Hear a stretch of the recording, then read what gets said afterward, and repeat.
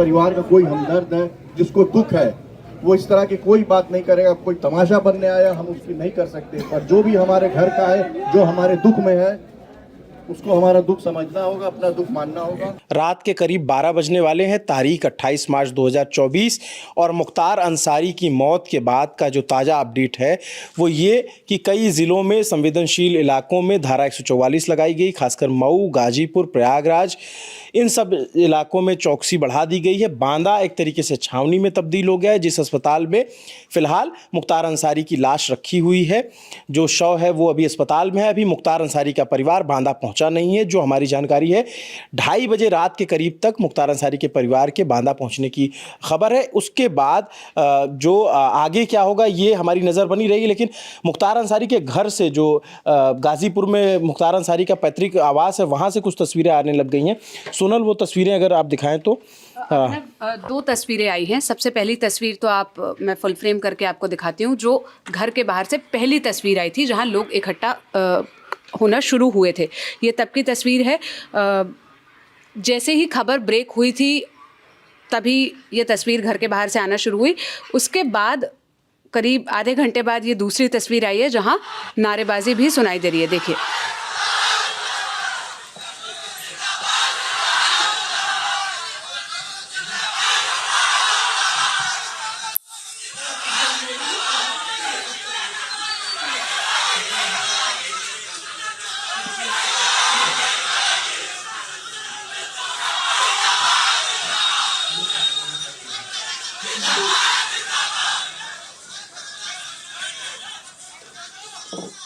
ये जिंदाबाद के नारे लग रहे हैं। ये उसका जिंदाबाद मुर्दाबाद दोनों के नारे। हाँ, ये उसका वीडियो है। 2 रिएक्शन और आया है। अब तक इस पर पूरी तरह से रिएक्शंस आने शुरू हुए नहीं है। पहला रिएक्शन समाजवादी पार्टी का आया, जो ट्वीट था जिसमें लिखा गया कि पूर्व विधायक श्री मुख्तार अंसारी जी का इंतकाल दुखद, ईश्वर उनकी आत्मा को शांति दे। शोकाकुल परिजनों को ये असीम दुख सहने का संबल प्राप्त हो, विनम्र श्रद्धांजलि। ये सारी बातें समाजवादी पार्टी के ट्विटर हैंडल से लिखी गई, जिसकी बहुत आलोचना भी हो रही है। लोग इस बात को याद दिला रहे हैं कि वो गैंगस्टर मुख्तार अंसारी और किस तरह की भाषा का प्रयोग सपा के हैंडल से किया गया। दूसरा रिएक्शन जो आया वो पप्पू यादव का है, जो लिखा गया कि पूर्व विधायक मुख्तार अंसारी जी की सांस्थानिक हत्या कानून, संविधान, नैसर्गिक न्याय को दफन कर देने जैसा है। ये भी ट्वीट वैसा ही है जिसकी चर्चा हो रही है कि क्या पप्पू यादव इस बात से अनभिज्ञ है कि मुख्तार अंसारी कौन था या किस तरह की भाषा का पप्पू यादव प्रयोग कर रहे हैं। ये दोनों ही रिएक्शन अर्ली रिएक्शन थे। कांग्रेस का भी एक रिएक्शन आया है, वो भी मैं आपको सुना देती हूँ। ये सुरेंद्र हैं। मुख्तार अंसारी की जेल में मौत हुई है, वो उत्तर प्रदेश की भारतीय जनता पार्टी की सरकार पर गंभीर प्रश्न खड़े करती है। इससे पहले एक आरोपी मुन्ना बजरंगी जेल में ठोक दिया जाता है। तमाम आरोपी अस्पताल जाते वक्त हत्यारे अपराधी उनको खुलेआम मार के चले जाते हैं। कोई अपराधी कचहरी में कत्ल करता है और मार दिया जाता है। क्या ये उत्तर प्रदेश की कानून व्यवस्था है? इस तरीके से शासन प्रशासन चलेगा? इस तरीके से जेलें चलेंगी? मुख्तार अंसारी ने कुछ दिन पहले आरोप लगाया था कि उन्हें धीमा जहर दिया जा रहा है, और आज प्रशासन बता रहा है कि उनकी दिल का दौरा पड़ने से मौत हो गई। इसकी उच्च स्तरीय जांच होनी चाहिए।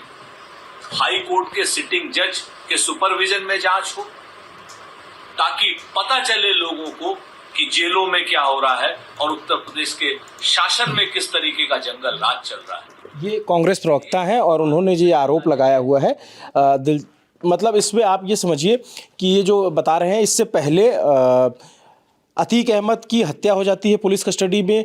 खान मुबारक नाम का गैंगस्टर जेल में मर जाता है, उसकी तबीयत खराब बताई जाती है। जीवा जो गैंगस्टर और शूटर था मुख्तार अंसारी का, जिसकी हत्या होती है कचहरी में लखनऊ में। तो ये तमाम जो पिछले कुछ दिनों में गैंगस्टरों की मौत अलग अलग तरीके से हुई, इस तरह से ये आरोप लगा रहे हैं।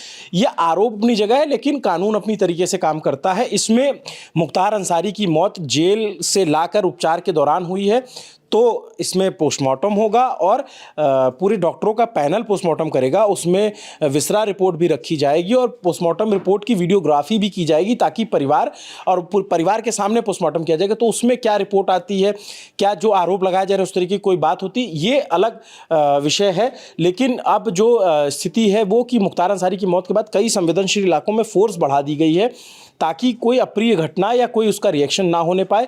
घर के आसपास भी जो है आप भीड़ देख रहे हैं, लेकिन मऊ में और इन तमाम जगहों पे चौकसी बढ़ा दी गई है।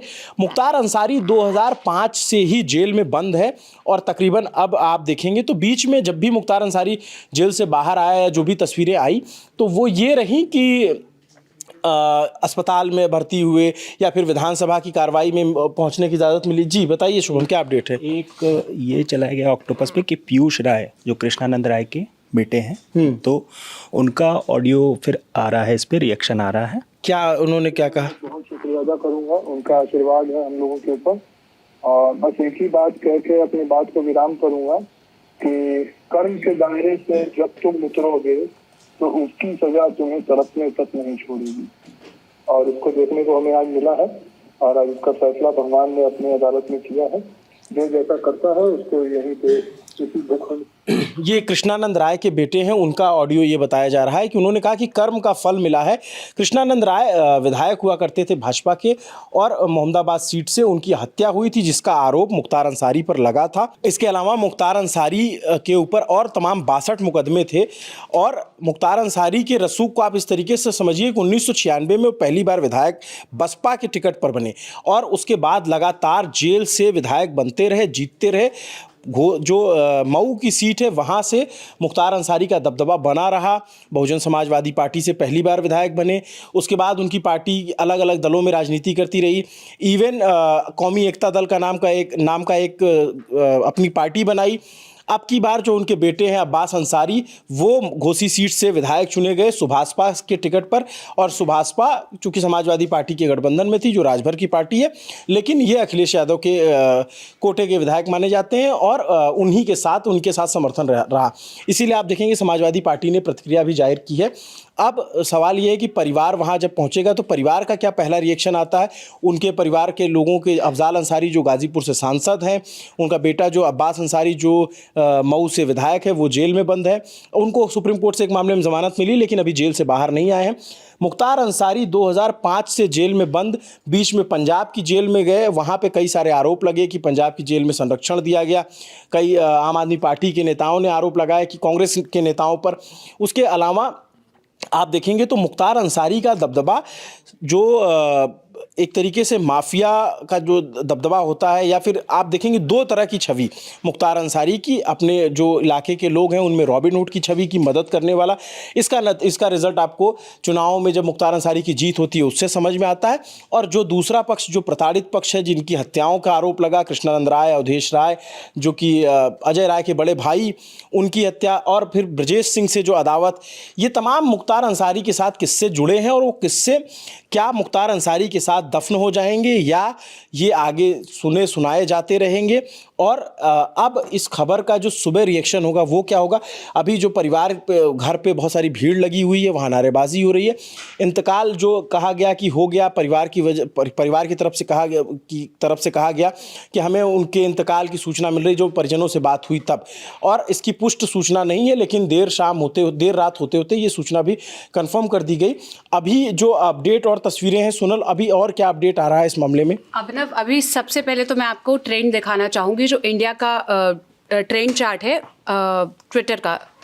तो मुख्तार अंसारी पर 61,000 ट्वीट हो चुके हैं हिंदी में, हाँ, और इंग्लिश में 44,000। इसके अलावा बांदा जेल भी एक कीवर्ड बन गया है और ये लगातार इसके आसपास बातें लिखी जा रही है, रिएक्शन आ रहे हैं। योगी आदित्यनाथ के पुराने बहुत सारे बयान वायरल हो रहे हैं जिसमें उन्होंने कहा था कि माफियाओं को मिट्टी में मिला देंगे, और ये सारी जो बात उन्होंने कही थी, उन बयानों को अलग अलग कंटेक्स्ट के साथ यूज़ किया जा रहा है, वो बयान सामने आ रहा है। दूसरा एक फुटेज सबसे ज़्यादा चल रहा है, कुछ फुटेजेस मैंने निकाल रखे हैं, मैं आपको वो दिखाती हूँ। जो जब मौत की खबर कंफर्म नहीं हुई थी, ये बात आ रही थी कि तबीयत बहुत ज़्यादा ख़राब है और अस्पताल ले जाया जा रहा है, तब के जो फुटेज थे जो अपुष्ट थे, अब उसकी पुष्टि हो गई है कि उसी जो एम्बुलेंस है उसमें अस्पताल तक ले जाया गया और फिर जाके आगे कंफर्म हुआ। एक चीज़ मैं यहाँ तस्वीर मेरे पास आई, मैं उसको दिखाना चाहूँगा। एक मुख्तार अंसारी जिसका रौब और जो मऊ के दंगे हुए और गाड़ी पे बैठ करके निकलना बंदूकों के साथ में और वो मूछें वो ताव देना, आप जो मुख्तार अंसारी की आखिरी तस्वीर जो उपलब्ध है इंटरनेट पे वो ये हमें दिख रही है, जिसमें मुख्तार अंसारी को पहचान पाना तक मुश्किल है कि ये आखिरकार वही मुख्तार अंसारी है जिसके नाम का खौफ हुआ करता था या जिसका दबदबा राजनीति में लंबे वक्त तक रहा और आज भी परिवार राजनीति में सक्रिय है। मुख्तार अंसारी के जो चाचा हामिद अंसारी वो उपराष्ट्रपति रहे और ब्रिगेडियर उस्मान से भी परिवार का संबंध बताया जाता है और भी जो तमाम पुराने स्वतंत्रता सेनानी परिवार भी बताया जाता है कि इससे जो इनके परिवार से लोग थे वो गांधी जी के सहयोगी रहे। तो लेकिन वो मुख्तार अंसारी जो एक रसूखदार परिवार से था वो एक जराइम की दुनिया में जाता है। ठेकेदारी पट्टेदारी से उस पर तमाम मुकदमे गंभीर आरोप लगते हैं और आप ये देखिए कि इतने सालों के जो राजनीतिक करियर में और जो माफिया का जो तमगा लगा उसमें आप देखेंगे तो मुख्तार अंसारी पे कभी कोई सज़ा नहीं हुई। पहली सज़ा योगी सरकार में हुई, सरकार बदली निज़ाम बदला तो तरीके भी बदल गए। 22 दिसंबर 2022 को मुख्तार अंसारी को पहली सज़ा गैंगस्टर मामले में हुई, फिर दूसरी सज़ा उसी के जो जज दुर्गेश पांडे उन्होंने पहली सज़ा सुनाई थी। उसके बाद एक और गैंगस्टर मामले में 10 साल की सज़ा सुनाई गई और अफजाल को भी सज़ा हुई, लेकिन अफजाल का स्टे लग गया और अफजाल की सदस्यता भी बच गई। तो ये तस्वीर है, आप देखिए कि वक्त कैसे बदलता है और कैसे हालात भी वक्त के साथ बदल जाते हैं। ये तमाम अपडेट जो घटनाक्रम आ रहे हैं उस अपडेट पे हमारी नज़र बनी हुई है। जी सोनल।